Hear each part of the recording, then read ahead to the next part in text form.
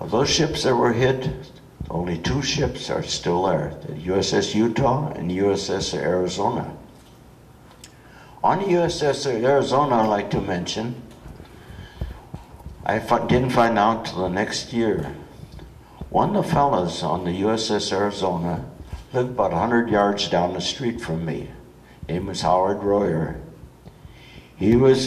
I played football against him. He went to a different high school. We played the same position, guard there. He was on the USS Arizona, and he's one of them that's still on there. I didn't know that till I went back home to Ohio there the next year. But the Japanese was scheduled to have 3 different attacks. The first attack was mainly with torpedo planes. Second attack was a few torpedo planes with a lot of bombers. They didn't know where the USS, they knew where all the ships were at. They had us listed being at the dock. They didn't realize that we went in dock, and evidently there the first flight of planes reported there's a big ship in dry dock with 2 other destroyers. So the second attack, it hit us with the bombs. It's a 500-pound bomb, missed me about 45 feet. It came on past me, went through 2 decks and exploded and shook me. Didn't hurt me there, but if I saw the bomb, I probably died right there. But it wiped out a gun crew and the various things that were in that area where it hit. Lost 23 men that day. The same time, the destroyer in the dry dock got hit because evidently 2 of the bombers were aiming for the Pennsylvania, and so one of them hit us and one hit the destroyer in the dry dock. It started burning, started rolling over on the other destroyer, the Cassin Downs. The Cassin is the one that hit, it'd roll over, and they said, flood the dry dock, to put out the fire. Only bad thing is the oil from the destroyer came up on top of the water, it started burning and got flames all around us. It got pretty hot.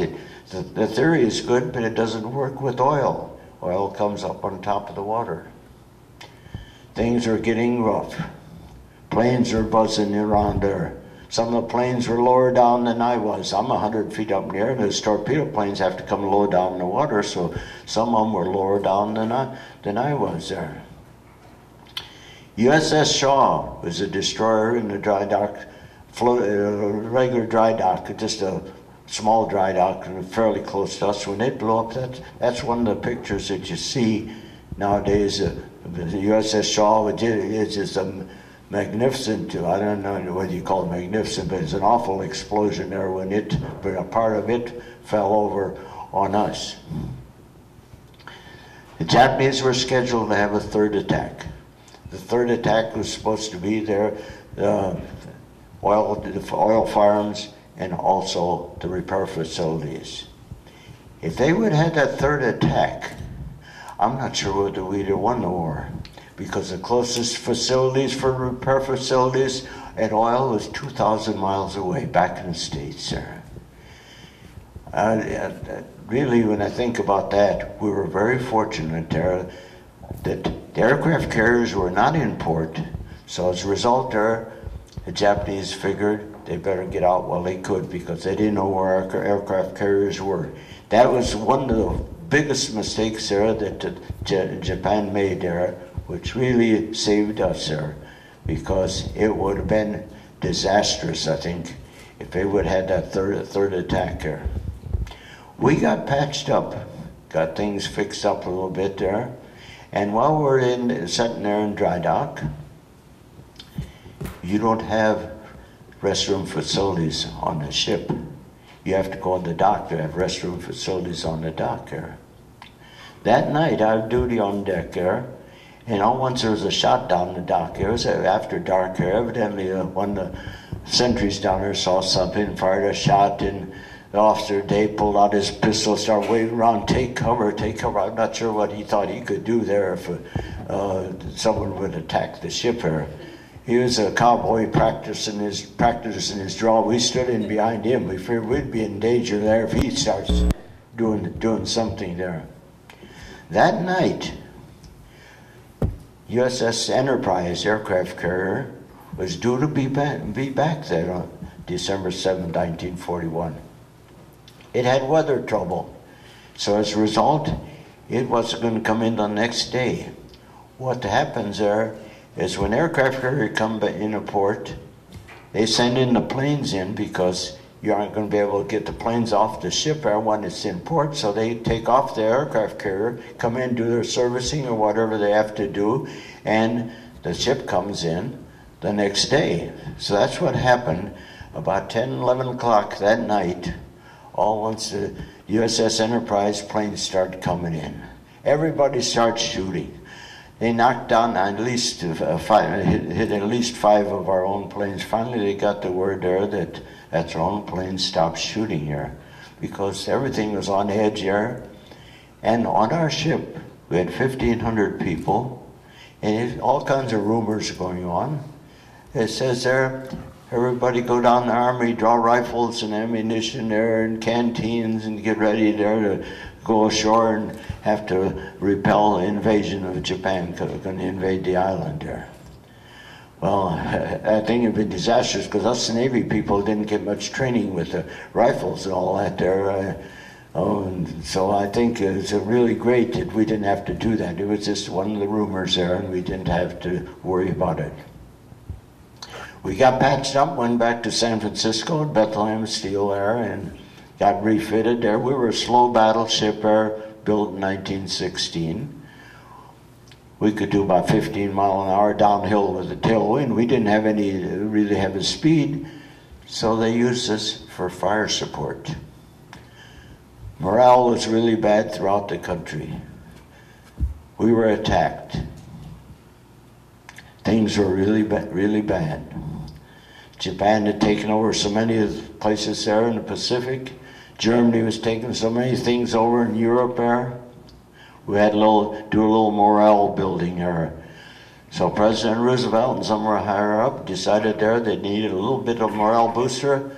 So Jimmy Doolittle, there was a flyer there, got some of his bombers there and put them on an aircraft carrier, the USS Hornet, the first Hornet. And they had a kind of a token raid on Tokyo. It didn't do very much. It didn't do very much, but it sure helped the morale a lot. Battle of Midway was shortly after that. 6 of the aircraft carriers that Japan had during the attack on Pearl Harbor, 4 of them were sunk at the Battle of Midway. 2 of them were sunk later. All 6 of them at the attack on Pearl Harbor there did get sunk. That was one of the turning points of the war. We got refitted. We had practice there and get things set up there, and we started in invasions. My ship was slow. They used it for fire support. Invasion of Attu. Attu is up in the Aleutian Islands. That's up there where I'm pointing to. That's at Attu. And we had what there was of Kiska. Kiska was another one of the islands that Japan had already taken. So that was scheduled to be the next invasion after Attu. They bombarded it, done a lot of shooting on it. People landed ashore there. Only one that's left there was a dog. Japan had already left, evidently, after the Battle of Attu. They figured they'd better get out, so they did get. So there was no invasion on the island of Attu. Uses for fire support. Then we went to invasion of Macon, Kwajalein, Eniwetok, Palau, Saipan, Guam, and Philippines. What happened there? Japan had a lot of their islands there were really fortified, especially like Truk Island. So we bypassed. We started skipping islands there. It's kind of a corner of staying away from them there, and kind of circling them so they would not be able to get reinforced there. And we went on to the various islands. We went to the Philippines. The first invasion of the Philippines was Leyte Gulf. That's the eastern part of the Philippines. My ship was in there with the whole fleet fire support. Japan had 3 fleets.